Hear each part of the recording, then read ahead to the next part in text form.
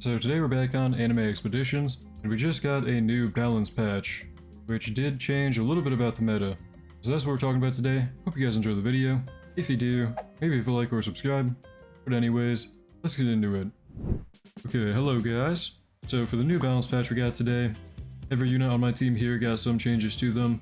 First up, a very simple one with Itachi. As you can see right here, Itachi is now Flame Element. Now he's pretty good for Flame tournaments, I guess, I don't know. But either way, a couple other things about Itachi I want to mention. So if you have Draconic or any 3 placement trait on Itachi, we can see 3 different stacks of Black Fire on this guy. Turns out it's always been that way.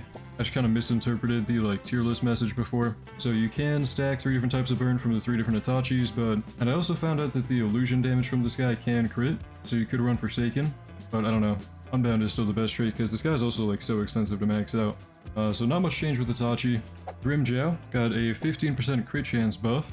He used to not have any innate crit chance, off no buffs or whatever. So if you run this guy with Forsaken and the best crit relics and you get his 30% from his passive, you can now get him to 100% crit chance on the dot. So pretty good, much more consistent now. That's the only thing they changed though. So again, not really too much with Grimmjow.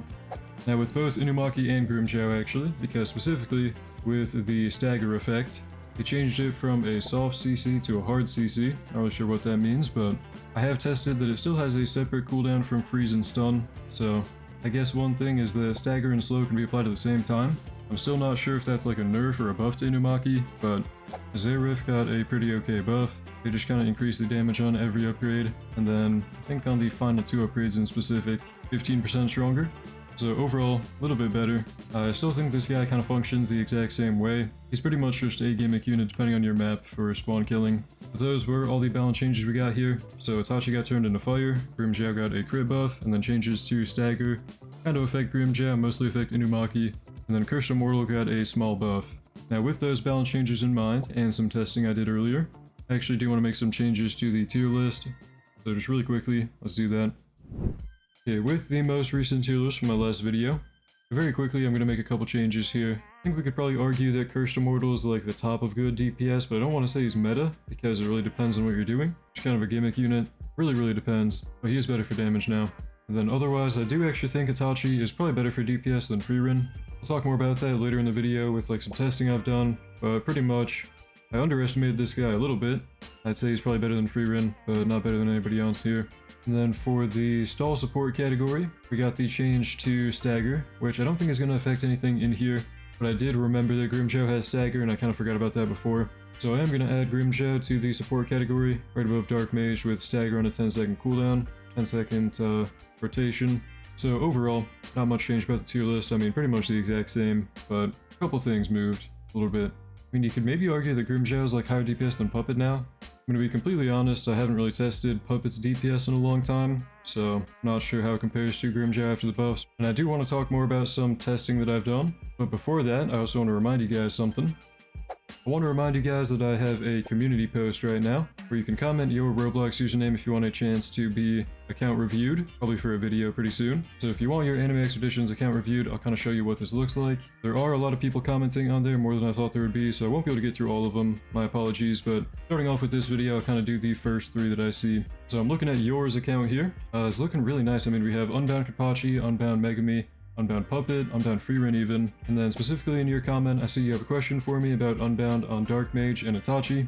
So you're going for Unbound on Dark Mage. That is a good thing to do here, I agree with that, because it looks like that's kind of the only meta DPS you don't have Unbound here. So definitely do that, but then once you get Unbound Dark Mage, should you roll on Itachi? Probably not. I'm gonna go ahead and say that Itachi is not very good. He's pretty conditional at least, he's very good for certain things if enemies are really clumped on each other. But overall, really nice account, man. Looks like you definitely put a lot of time into it. You've got a lot of reroll spent here, and it looks like it kind of paid off. You got a lot of good Unbound units as well.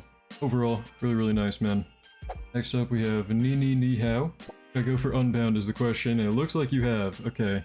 We have Unbound on Kapachi, Unbound on Megami. Okay, so yeah, this is a very stacked account. Nice job, man. Looks like you're also really lucky, because you only rolled 3.7k times and have 6 Unbounds that we can see. I don't really have too much advice for you here, sorry. I think you're just kind of flexing, which is totally understandable. If you guys want to flex your account, you know, this is kind of the point too. So really good account, man, really nice. I think you overall really lucky. You have most of the meta units with Unbound. I don't see Dark Mage anywhere, so that's like the only one you could go for. The rest of these guys are all really good though. Unbound on Diane's kind of questionable. I think Primordial's better on her, but I'd imagine she's not like your main DPS unit anyway. I do think overall you should probably go for more Z stats on people. I don't know, it takes a long time and a lot of luck to get Z stats on everyone. I don't even have like Z stats on most of my stuff either. But I do think you probably need some Z stats on Megami especially, if you can. Overall though, really nice account, and pretty lucky. Happy for you. And then finally we have a comment, use code NAG. This is number 3, so this is the final one we'll show off in this video. This is not an account review video, just kind of showing it off of what we're going to end up doing eventually with these account reviews. So we have use code NAG. Free to play, just trying to work on a decent team to clear raid, struggling on Act 3 right now. I'm sitting on 27 rerolls at the moment. Should I get Unbound Senku or Rukia next? So maybe don't go for Unbound Senku or Rukia. I don't know if this is the real Nag's account. I don't know what account he actually plays on, but it might have just sent me Nag's account as a troll, which I think is kind of funny. You know, let's review it while we're here. 8,000 reroll spent. I'm assuming his showcase isn't updated because he's got like no go to Unbounds in here really, bro. Unbound Utah? Come on. Unbound Utah, usually a no-no. Don't do that. Otherwise, I mean, maybe get Unbound Dark Mage, Unbound Puppet if you don't have them already. I don't know. Something tells me the guy who commented might not be Nag blocks, but thank you for the comment anyway, and I'm happy to review any account. So again, this was just a reminder to have a community post going on right now if you want your account reviewed in a video. I'm not sure exactly when that'll be, but I will drop an account review video soon. Otherwise though, back to the focus of the video, which is the balance patches.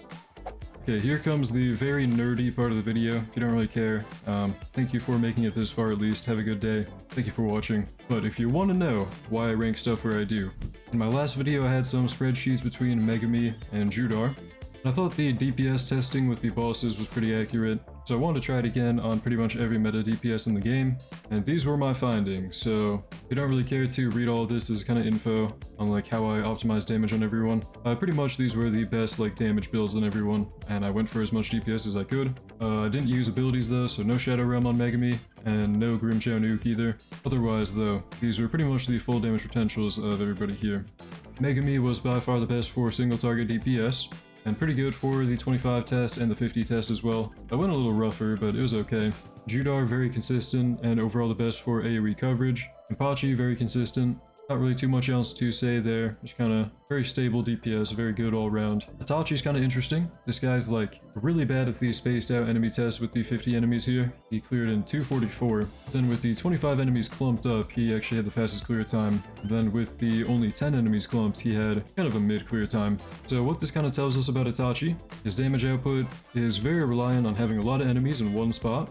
Super duper reliant on having enemies in one spot, because when he only had 10 enemies, he didn't really do too great, but then 25 all on top of each other is where he really shined. So you need to have enemies super clumped up for Itachi to do well, and against any spacing out at all, he's kind of horrible. 244 for the 50 enemy clear is on the weaker side for sure.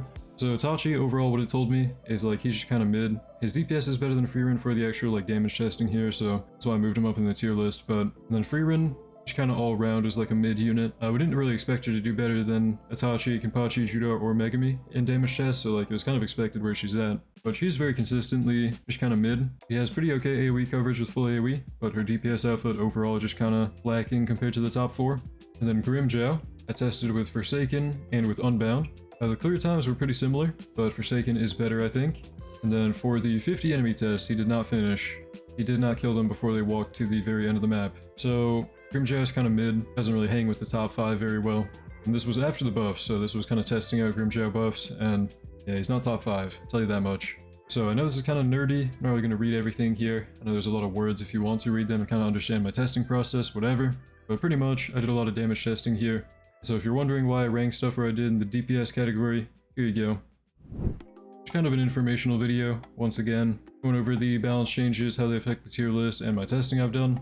And just a reminder, if you do want your account reviewed, I do have an account review post going on. I'm just hoping to see some awesome accounts and give you guys some feedback. I do also think, personally, okay, Itachi's still kind of mid. Like, I'm not going to roll Unbound on this guy, I don't think, even though he's like the only good flame unit. I'm just going to hold off on re-rolling on him until like next update, whatever. I kind of wish they did more with his like balance changes because they didn't really do anything. I really wanted him to get some sort of rework. What I was personally thinking, right, is that the illusion mark could apply to like every burn effect on the enemy. So it would store up the burn damage they take and then deal extra. So you could run Itachi on a burn team as like a support. Kind of make him more useful in the meta, not just pure damage. I don't know, I personally think he's kind of a boring unit and not really good. But either way, thank you to my channel members for making the video possible. You guys are the best. Thank you for watching. Hope you enjoyed. Hope to see you in the next one. Have a great day.